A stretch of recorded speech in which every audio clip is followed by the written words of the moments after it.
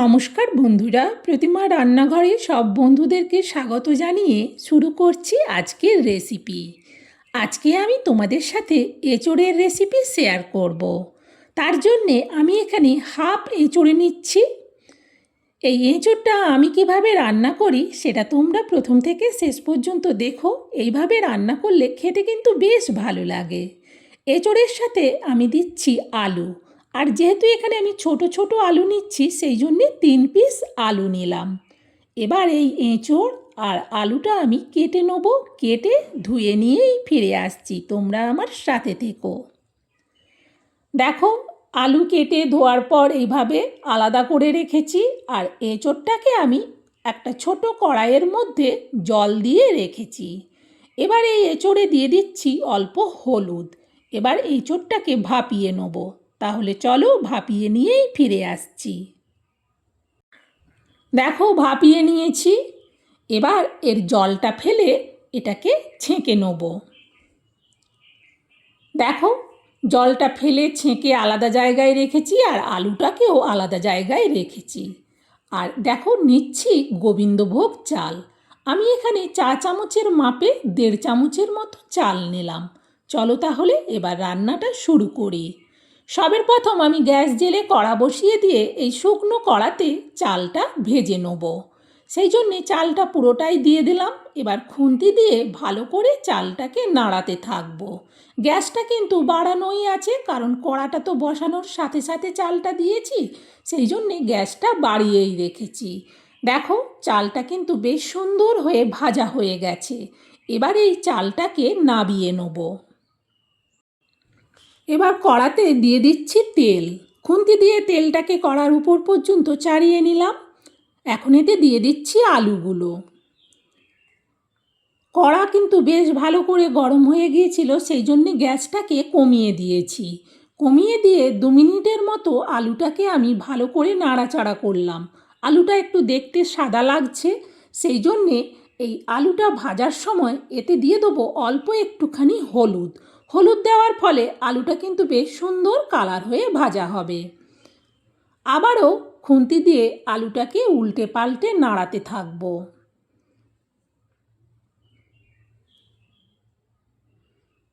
আর একটু দেখে নিতে হবে আলুর সব দিক যেন ভালো করে ভাজা হয়। এইভাবে আলুর সব দিক ভালো করে ভেজে নেওয়ার পর আলুগুলো হয়ে গেছে। এবার আমি আলুগুলোকে তুলে নিচ্ছি। এই তেলের মধ্যে এবার দিয়ে দিচ্ছি অল্প গোটা জিরে। 2 মিনিট জিরেটাকে ভেজে নেব।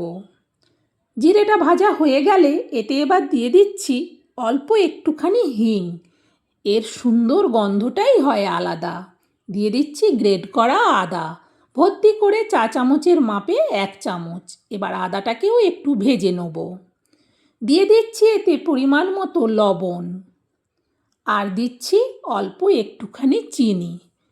ভালো করে এবার আবারও খুন্তি দিয়ে মশলাটাকে নাড়াতে থাকবো। দিয়ে দিচ্ছি এবার পরিমাণ মতো হলুদ। খুন্তি দিয়ে আবারও মশলাটাকে নাড়াতে থাকবো। সুন্দর মশলার থেকে সেন্ট হচ্ছে। এবারেতে দিয়ে দিচ্ছি টমেটো পেস্ট। আমি এখানে মিডিয়াম সাইজের 2টো টমেটোর পুরো পেস্টটাই দিলাম। টমেটো পেস্টটা দিলে কিন্তু একটু জল জল ভাব হয়, সেই জন্যে গ্যাসটাকে আবারও একটু বাড়িয়েছি। দিয়ে দিচ্ছি 1 চামচ ভর্তি করে জিরে। এটা প্লেন কাঁচা জিরে গুঁড়োটা দিলাম। আবারও মশলাটাকে নাড়াচ্ছি। এবার দিয়ে দিচ্ছি পরিমাণ মতো লঙ্কার গুঁড়ো। তবে ঝালটা যে যেমন খায় তাদের বাড়িতে সেইভাবেই লঙ্কাটা ব্যবহার করা উচিত।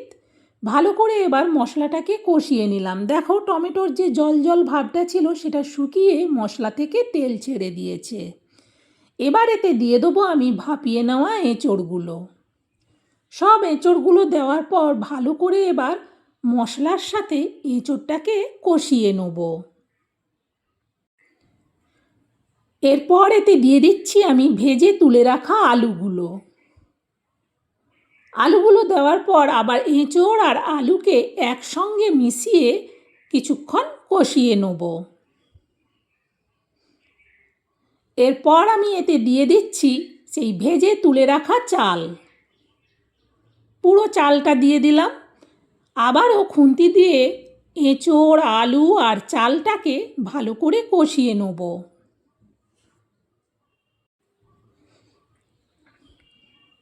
বেশ ভালো করে দেখো কষানো কিন্তু হয়ে গেছে। এইভাবে যখন সুন্দর কষানো হয়ে যাবে তখন এতে দিয়ে দেবো পরিমাণ মতো জল। এঁচোড় কিন্তু তখন সেদ্ধ হয়নি, সেই জন্যে এখন সেদ্ধ হবে, সেই মতো জলটা দিলাম। জলটা দেওয়ার পর খুন্তি দিয়ে ভালো করে নাড়িয়ে দেখে নেওয়ার পর আরও একটু জল দিলাম। জলটা দিয়ে এটা ঢেকে দিচ্ছি, ঢেকে দিয়ে গ্যাসটাকে বাড়িয়ে দিলাম। তরকারিটা ফোটার আওয়াজ হচ্ছে, সেই জন্যে কড়ার থেকে ঢাকনাটা সরাচ্ছি। দেখো তরকারিটা সুন্দর ফুটে গেছে। খুন্তি দিয়ে ভালো করে আগে একটু তরকারিটাকে নাড়িয়ে দেখে নিলাম। এইভাবে দেখে নেওয়ার পর গ্যাসটাকে কমিয়ে দিয়ে আবারও এটা ঢেকে দিচ্ছি। প্রায় মিনিট 3 বাদে কড়ার থেকে ঢাকনাটা সরাচ্ছি। ভীষণ সুন্দর সেন্ট হচ্ছে। খুন্তি দিয়ে আগে একবার তরকারিটাকে নাড়িয়ে দেখে নিচ্ছি। এখনও কিন্তু তরকারিটা একটু বাকি আছে, চালটা ঠিকমতো সেদ্ধ হয়নি। এবারেতে দিয়ে দিচ্ছি আমি গরম মশলা, 2টো দারুচিনি, 2 টুকরো এলাচ আর 2 টুকরো লবঙ্গ।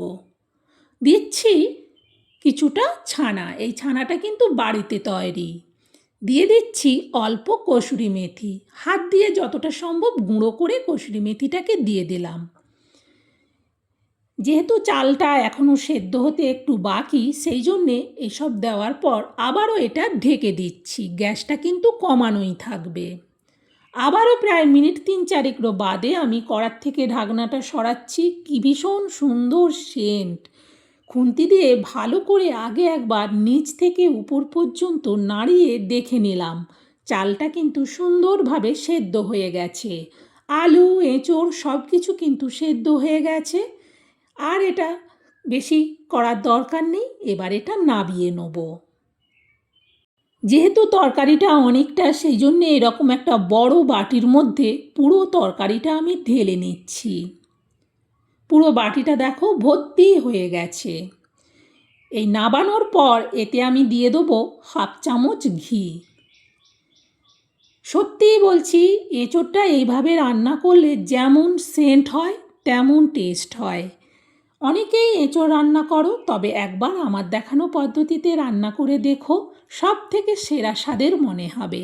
বন্ধুরা, আমার রেসিপিটা তোমাদের কেমন লাগলো সেটা কমেন্টে জানিও। ভালো লাগলে একটা লাইক দিও আর রেসিপিটা শেয়ার করে দিও, যাতে আমার দেখানো পদ্ধতিতে এঁচোড়ের রেসিপিটা সব বন্ধুরা বাড়িতে বানিয়ে খেতে পারে। বন্ধুরা, আজকের মতো রেসিপি শেষ। আর যারা নতুন তারা আমার আরও রেসিপি দেখতে চাইলে অবশ্যই চ্যানেলটাকে সাপোর্ট করে দিয়ে আমার বন্ধু হয়ে আমার পাশে থেকো। আজকের মতো তাহলে বিদায় নিচ্ছি বন্ধুরা, আবার পরের রেসিপিতে দেখা হবে।